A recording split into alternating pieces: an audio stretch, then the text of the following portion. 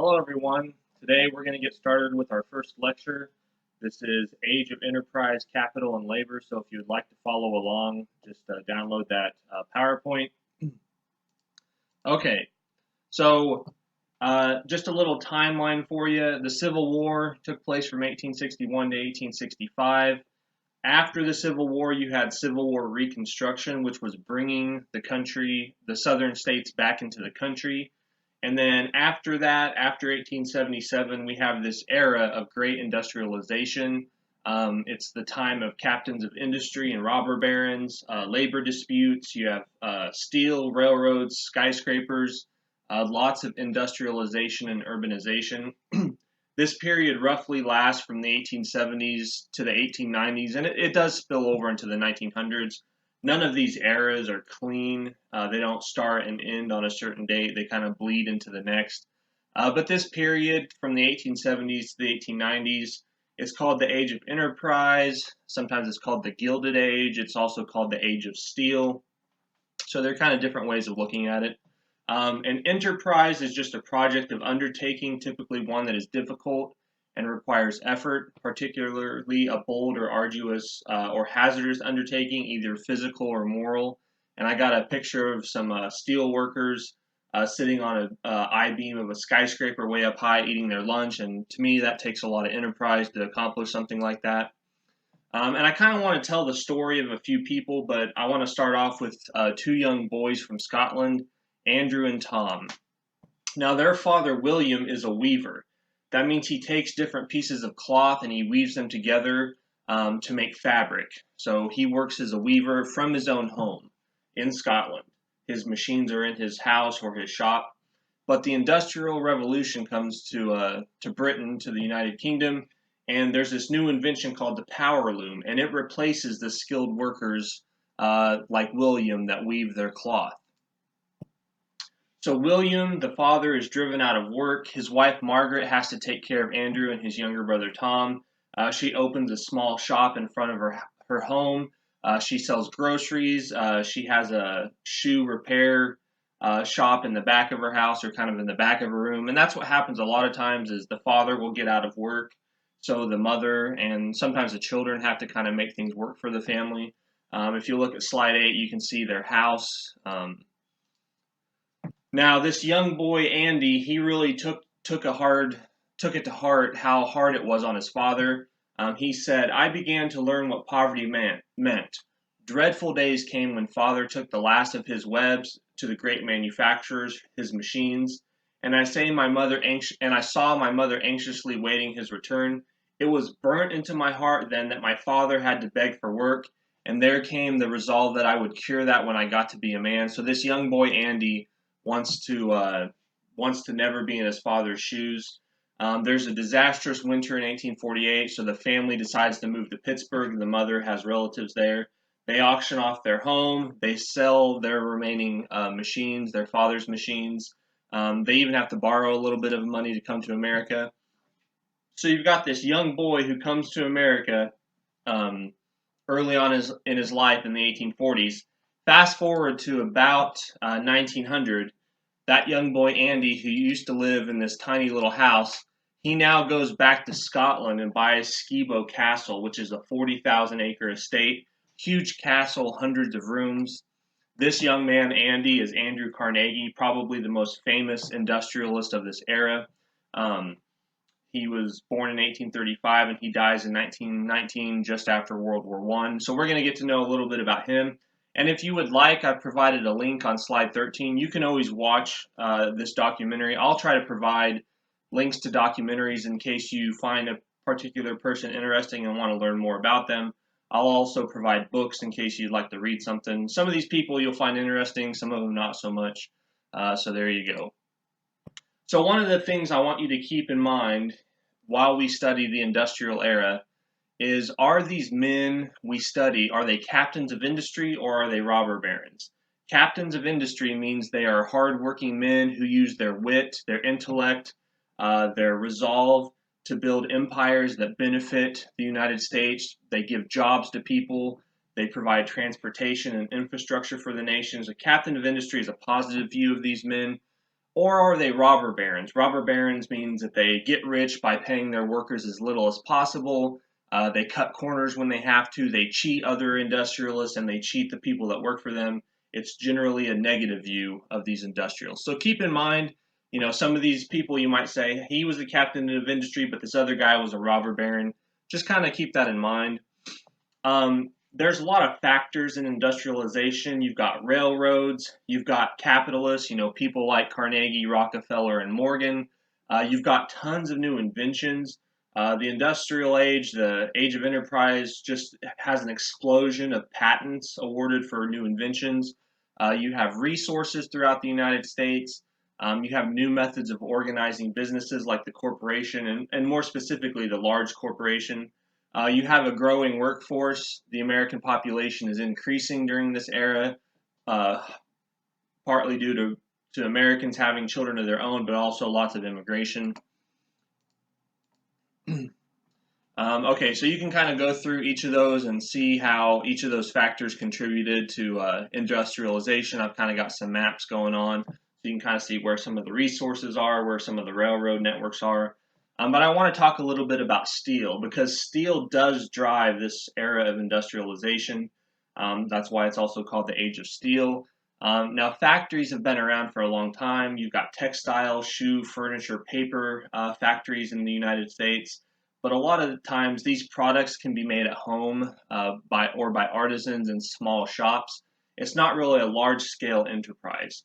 But the nation is industrializing, and you need railroads, trains, machinery, commercial buildings. So you need something bigger, a bigger factory system. Now, before this age of steel, you have the iron industry produce something called wrought iron. It's a malleable metal. It's used by blacksmiths and farmers. It's not very durable. And I've got a YouTube clip on slide 23 if you would like to watch and learn more about kind of the science and the, I guess, technical aspects of these things. You can click on that, but it's not necessarily vital for the understanding of its importance regarding history. Wrought iron is not good for industrial use because it's too malleable.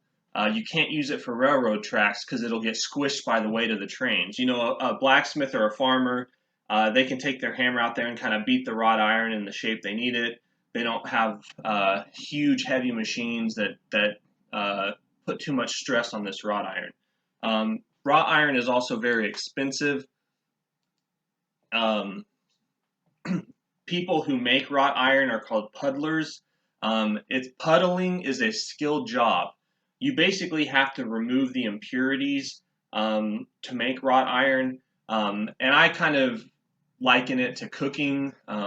Basically, you have a recipe, but you also have to watch it as you cook. You taste it, the food, and if it needs a little extra salt or spice, you put that in. Obviously, you don't taste the wrought iron; that would burn your tongue. But while you're making wrought iron, a puddler will literally look into the iron being melted, and he'll see what color it is. He'll stir it around. Sometimes they spit in it to see what color the flame is, and if the flame's the right color, they know it's done. So it's a very skilled job to be a puddler. But then a new process comes along called the Bessemer process. The British inventor Henry Bessemer, he designs a new type of furnace in the 1850s. It's called the Bessemer converter. On slide 26, I've got a bunch of pictures of it so you can kind of see what it looks like. It's a pear-shaped furnace. It's made of steel and fire clay bricks.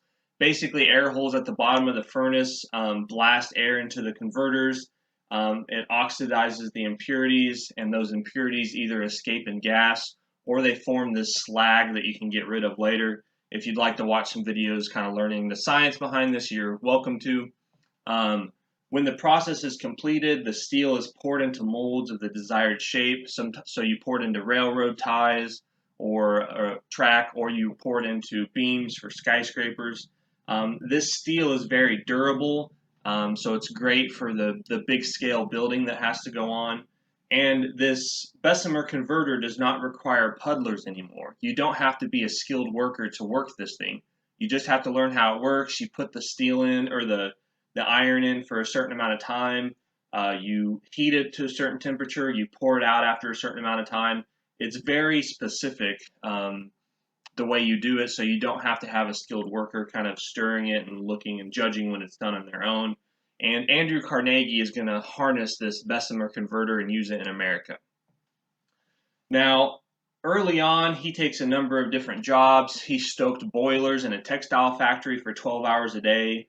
He was a messenger boy for a telegraph office.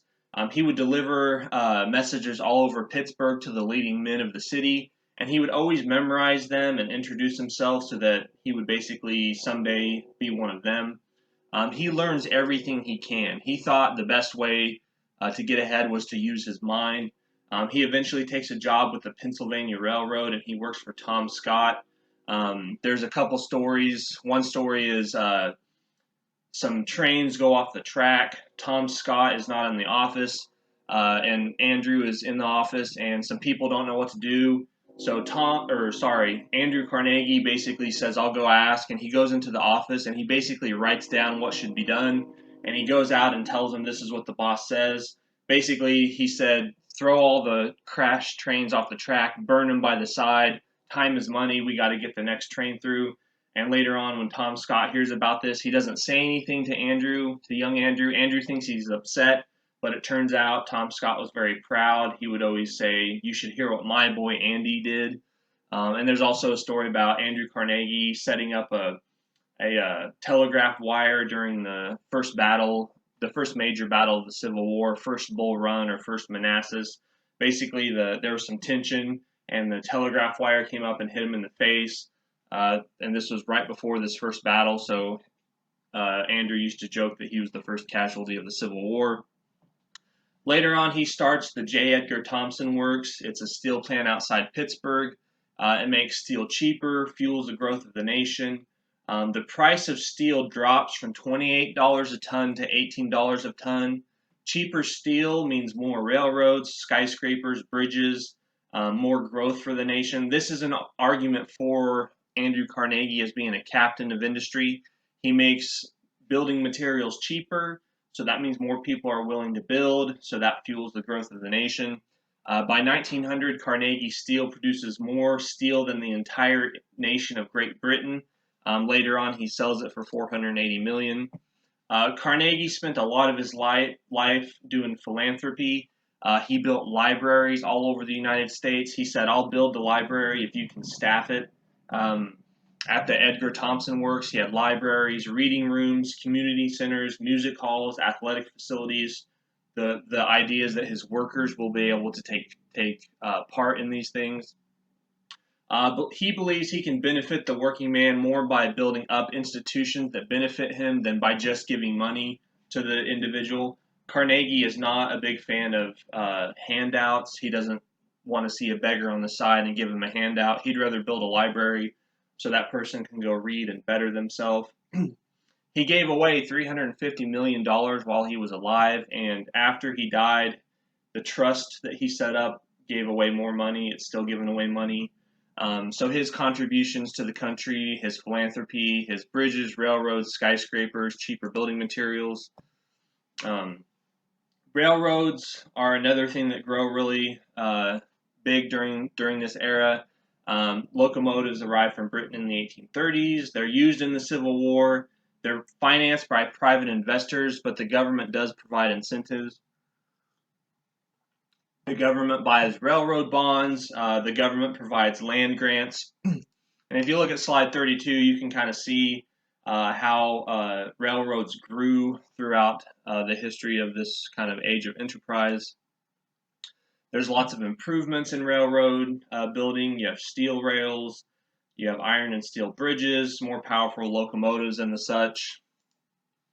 The Transcontinental Railroad is completed in 1869. And you can kind of see some of these bridges and passes that have to be built. They're pretty big feats of engineering. If you look at slide 38, there's a map of the Transcontinental Railroad. There's a great documentary there if you'd like to watch that. It's excellent. A lot of interesting stuff going into building the Transcontinental Railroad. There's tons of different railroads throughout the country. Excuse me. Some of the more famous railroad builders are Cornelius Vanderbilt. He first started out in the steamboat business. He was born at the end of the 1700s, but then later gets into railroads. He basically consolidates previously built railroads. Um, I got a little YouTube clip on him if you'd like to watch. The most famous railroad builder is James J. Hill. He was actually a Canadian, but then he comes to America. He goes to work on the St. Paul and Pacific Railway. He learns the ins and outs of the business. He basically buys the bankrupt company and then builds it up. He wants to build a railroad through the Red River Valley to the Pacific Ocean. So kind of from Minnesota over to the Pacific Ocean. He refuses to accept any government money. So he doesn't like the government involved in capitalism or private industry. He just wants the government to kind of be a judge, be a provide order and stability, and then let the captains of industry do their magic. Um, his railroad endeavor gets known as Hill's Folly. People make fun of him, they mock him, they say, "You'll never do it. All the other tycoons take money from the government. You have to do it as well. How can you compete with people that have the government on their side?" But he succeeds. He renames this railroad the Great Northern Railway Company. Um, he would send people over to Europe to advertise, "Come to my area, come along my railroad. I'll ship you somewhere and you'll get some land," because these railroads will die unless you have people settle them. There's another documentary if you'd like to learn some more about James J. Hill, but he's the most famous railroad builder and he famously accepted no money from the government. Jay Gould is another railroad executive. He's more of a speculator. His weak railroads often force down the rates of competitors. So sometimes historians say, well, he wasn't a really good railroad tycoon, but he helped people by having such a terrible railroad that it forced people to compete with him. So I don't know if I buy that, but that's kind of one of the arguments. Another interesting person, not a railroad tycoon, but an inventor, George Westinghouse. He invents air brakes. It was very dangerous. People had to stand on top of the trains and manually turn on a brake. And think about it, if you're standing on top of a train, you can fall over. If the train derails, you're probably going to die. So George Westinghouse developed a way to shut the train off using air. This YouTube clip on slide 44 is just a real short clip, so it's pretty interesting. I think you should watch it. And the railroads influence the nation.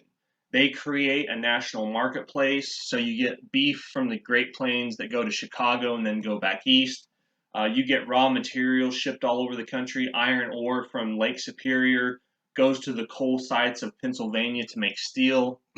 Magazine and newspapers go national. If you run a newspaper in New York, you can get that newspaper to San Francisco, so people on the West Coast can know what's going on the East Coast. Life speeds up under the railroad system. You have the establishment of zones. There used to be so many time zones. Uh, Railroad stations would have just a wall of clocks for all the different times they had to keep track of. So the railroad industry gets together and says, we got to change this. And overall, freight costs fall. The amount it costs to transport freight drops about 50% from the 1870s to the 1890s. So you have just large scale enterprise. Before the Civil War, manufacturing is done on a small basis. Markets are nearby. After the Civil War, you have large factories, and you now have a national market that leads to large scale enterprise. The economist David A. Wells, he said, combinations of capital on a scale hitherto wholly unprecedented constitute one of the remarkable features of modern business methods. Um, so you have the American market and market control. American, geographically speaking, allows goods to flow across the nation. The immigrant population increases. That means more workers.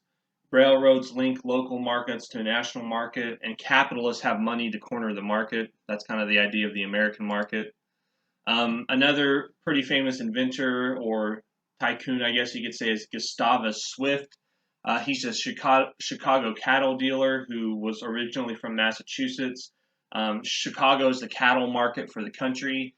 Beef is shipped from the Great Plains to Chicago and then back east. Typically, when you ship livestock back east, it loses weight while it's being shipped because it's not grazing. So what Gustavus Swift does is he develops a cooling system and a fleet of refrigerated cars. So now he slaughters the cattle in Chicago and ships them back east. He sets up a network of branch houses and delivery wagons.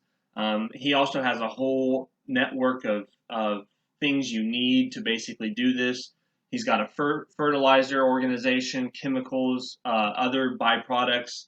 Um, Eventually, he has stockyards in Chicago, Kansas City, Texas, Nebraska. He manages everything from the production of this to the selling of the product. This is called vertical integration. If you look at slide 49, you can see how he controls everything from the original product all the way to the finished product. And supposedly, he used so much of the animal that he said the only thing that was wasted was the pig's squeal.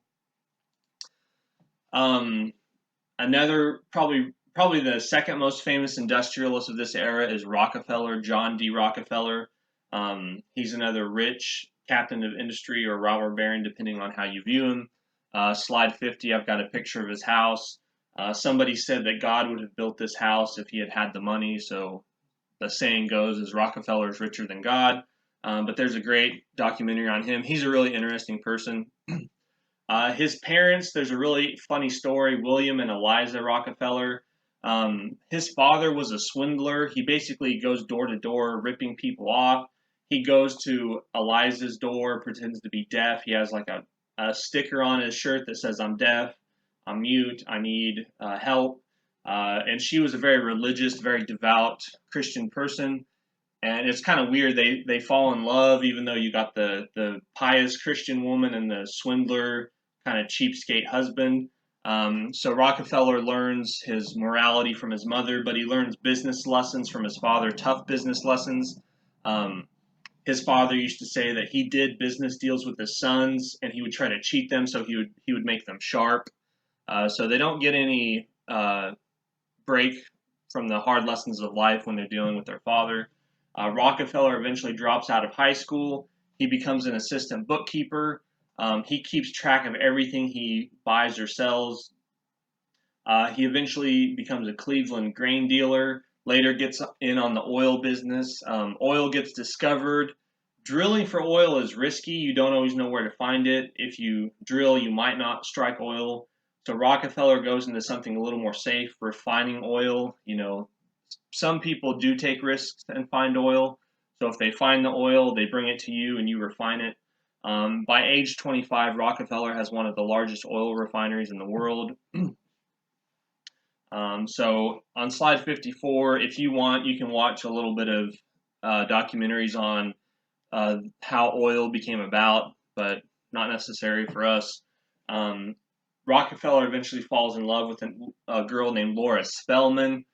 They're very romantic. They would read their ledger books together. So what they do for romance is in the evening they get out their books that calculated how much they spent and saved and earned, and they would go over that together. They get married. They have 4 children. They're very worried that the wealth will corrupt their children. Sometimes you get rich parents that give their kids everything. The Rockefellers were rich parents that gave their kids nothing because they didn't want them to grow up spoiled. The children wore hand-me-down clothing. They shared toys. They had to earn an allowance and they had to do chores. Laura once said, "I'm so glad my son has told me what he wants for Christmas, so now it can be denied him." So this is a parent who kind of looks with a little bit of joy to crushing their children's hopes and dreams a little bit, because that's how life is, right? If you give your kid everything you want, you're not preparing them for life. um, so I always joke that Christmas at the Rockefellers is like Ralphie's Christmas, where he gets the bunny suit instead of the Red Ryder BB gun. I think that's basically how the Rockefeller children must have felt. Rockefeller starts Standard Oil. This is his main oil business.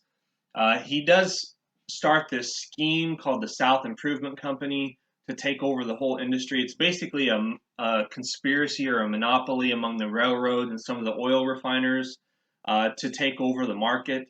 And basically, this works over time. Rockefeller corners the whole refining business. He eventually controls 90% of the oil refineries in the world. And he said the day of combination is here to stay. individualism has gone, never to return. So sometimes these robber barons or captains of industry are criticized because they're laissez-faire, individualist. Leave the individual to themselves. The government should stay out of everything.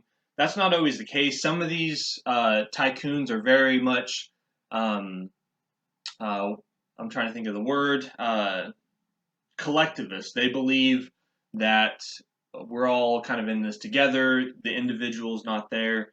Um, but anyways, he gets criticized a lot in the press. Got some political cartoons on slide 60.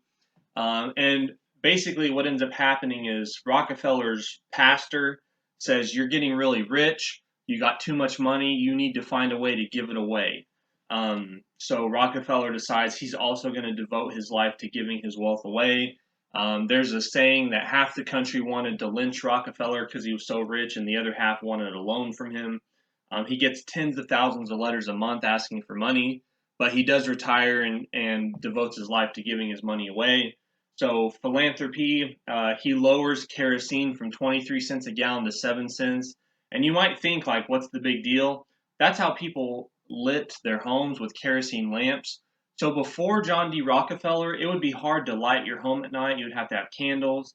They don't give off very good light. But after Rockefeller, people can have light in their homes all night long, and you have time to read in the evening. Just think about the winter when there's not much sunlight. You would go to work all day and you'd come home and be in a dark house. So that's one thing Rockefeller does. He funds medical research. He looks for more productive ways to grow corn. He wants to end starvation and famine. He funds education for black women at Spelman College. He founds the University of Chicago. He gave away $530 million before his death in 1937. He said the great task that he had to undertake was to solve the problem of giving money away without making paupers of those who receive it. So people like Carnegie and Rockefeller are very much worried about, if they give their money away, is that going to make people soft? He sees charity should be a way to fix society, not just ameliorate it. So don't just treat the symptoms, treat the causes of poverty. If you want to read an article on slide 62 about all the charitable work he did, you're welcome to do that. Another kind of famous industrialist is James Pierpont Morgan. He's a finance capitalist. He doesn't build a business like Carnegie or Rockefeller, but he does basically use his influence with the banking system. Now, he's born into wealth, so he's not like some of these other guys. He purchases Carnegie Steel. By the 19 teens, him and his associates have a net worth of something like $22 billion. If you want to watch something on him, you can. All right, so that's kind of a few stories of some industrialists, some of the things they contributed. What about the workers in the factories? Well, life was pretty hard for them. Um, 12-hour days, 6 days a week, sometimes seven. You don't have vacations. You have no unemployment compensation, no sick leave, no accident insurance. You have to eat while you work. Work is very monotonous. The working conditions are not safe. Factory conditions are dirty. There's poor ventilation, poor lighting. You have dangerous equipment. Lots of people are killed on the job. You have child labor. Sometimes children as young as 5 years old work long hours for short money. Immigrants do a lot of the building in America. They follow their relatives. They live in ethnic neighborhoods. Women also work. There's over 4 million workers that are women in 1900. Traditionally, women, wives worked in the home, but this kind of begins to change. Basically, a third of those women workers are domestic servants, a third are teachers and nurses, and then a third work in the textile industry. But if you live in the city, and this is also true of the countryside, you know, going to market, buying the food, taking care of the children, a lot of kids aren't in school during this era. So taking care of the family is a full-time job. The woman, the wife at home, works just as hard as the man in the factory because she's got to take care of the kids. I've got a couple of quotes on slide 69. So you basically, if you need to, just pause the video, read those. You can see how hard life is for workers at the factory. Another kind of criticism workers had is that the trade got so subdivided that you're not considered a worker at all. Think about like a carpenter building a house. Maybe the old-fashioned way is you built the whole house, the foundation, the studs, the roof, the interior finished work. At the end of your job, you can look at the house you built and you can say, I built that. You have a sense of pride. But after industrialization, there's nobody that does the whole thing anymore. You might have one person that pours the foundation. You might have one person that erects the walls. You might have one person that roofs, one person that does the interior work. So at the end of the day, you can't look and say, I built that whole house. You can look at all the houses on the block and you can say, I poured the foundation for each of those. It's not as amazing when you look at it if you don't build it to the end. Um, this guy, Frederick W. Taylor, he's kind of famous for pioneering something called scientific management. Basically, industrialists started to think, let's apply an engineer's approach to our workers. Let's eliminate the brain work. Let's take away the worker's authority, autonomy. You know, if a worker has to sit there and think about a problem and calculate it, that takes time. Let's make it so he just has to push a lever and pull something through and screw a bolt on or something like that. You can kind of read Frederick Taylor's quote from his Principles of Scientific Management on slide 72, kind of see what he was aiming for. Workers did not like this. You eventually have the growth of the labor movement. Industrialization causes workers to organize to form labor unions. You have different approaches. Should we join political parties as workers and try to influence the political system, or should we just work to get collective bargaining? That's what most people do early on is collective bargaining. We'll negotiate with our employer for better wages, safety, and hours.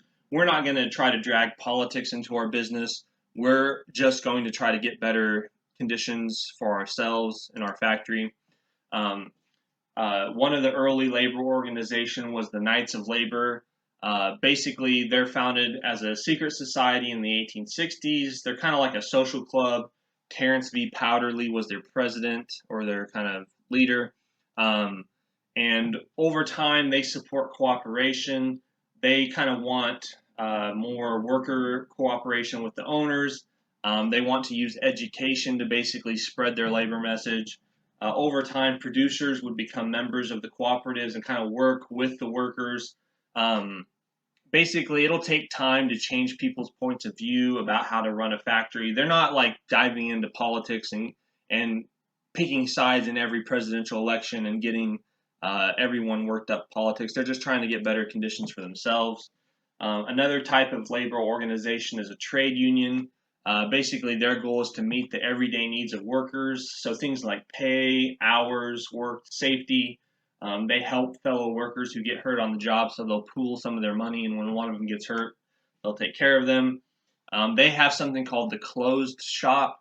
Only the member of a union can be employed. So if you're a steel workers union and you're a closed shop, if you want a job there, you have to join the union. The American Federation of Labor is probably the most famous labor organization. Samuel Gompers is kind of their leader. He had started out as a cigar maker. He was a very intellectual person, very well read. He argued for pure and simple unionism. Pure meaning workers only, simple meaning only those things that benefited workers. So again, wages, hours, working conditions. He focused on collective bargaining, not political activities. Gompers said, no matter how just, unless the cause is backed up with power to enforce it, it is going to be crushed. And that kind of leads us into, I got 4 kind of great labor issues or labor upheavals during this age of enterprise. The Great Strike of 1877, the Haymarket Riot in 1886, the Homestead Strike in 1892, and the Pullman Strike in 1894. Okay, so first the railroad strike. Basically, you have a panic in 1873. There's a 5-year depression. The railroads kind of take a big hit. So what ends up happening is railroad companies cut the pay of their workers. So the Baltimore and Ohio Railroad, this is the first one that kind of gets the ball rolling. When the economy is bad, workers are usually the first one to suffer. The workers at the B&O take 3 wage cuts. They get 10% of their wages cut. So they start to protest. They want their bosses' profits to take a cut before their own wages take a cut. So they protest. They block trains. They block mostly freight cars.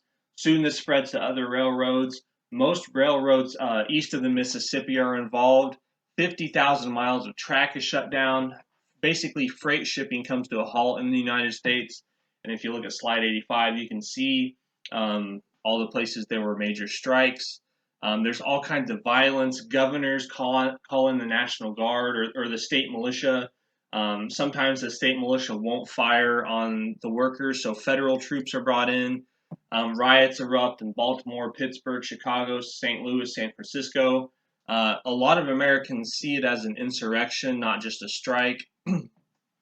Maryland Governor John Carroll calls them the militia, and they actually fight battles in the streets of Maryland against the strikers. Dozens are killed. The Pennsylvania Railroad Union Railroad and Union Depot is burned, so railroad property is being vandalized and destroyed.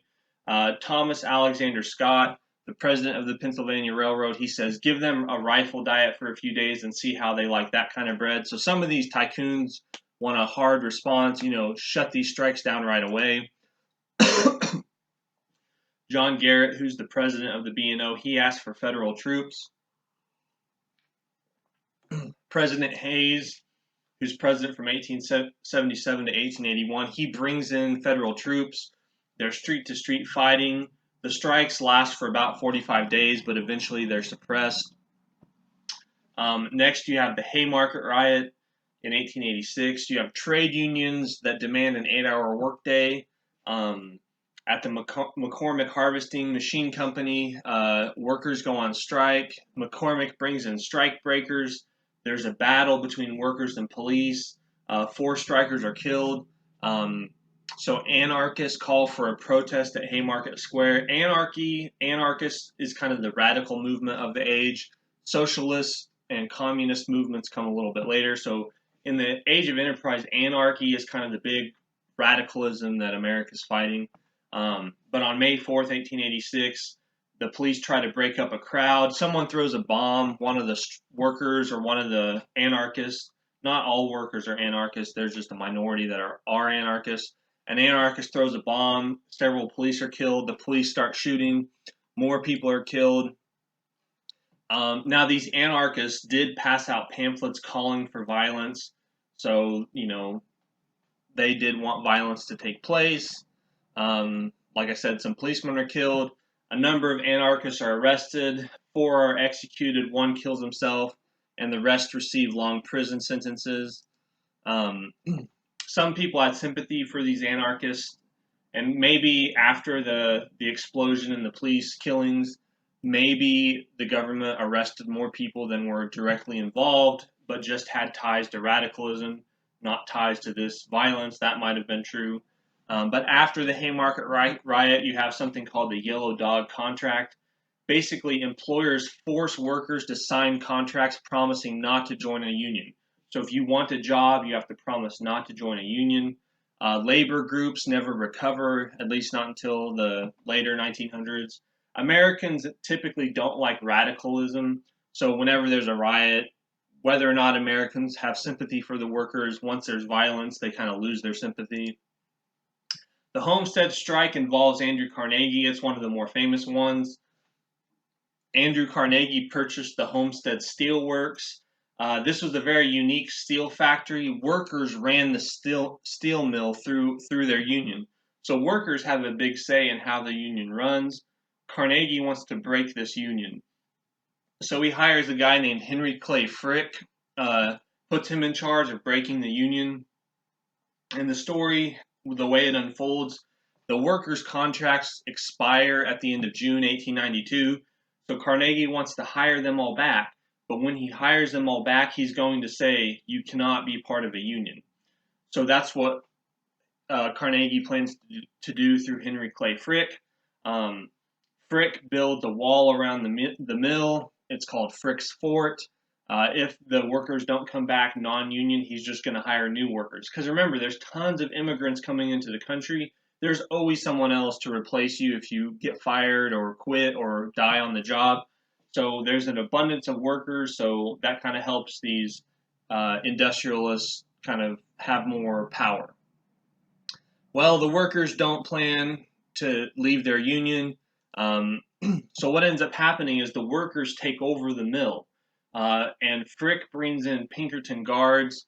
They're guns for hire, they're private security, depending on your view. So the Pinkerton guards approach from the river. There's a 14-hour gunfight. There's bombs, there's oil fires. Workers light railroad cars or objects and throw them down the river, down the bank to try to hit these Pinkerton detectives.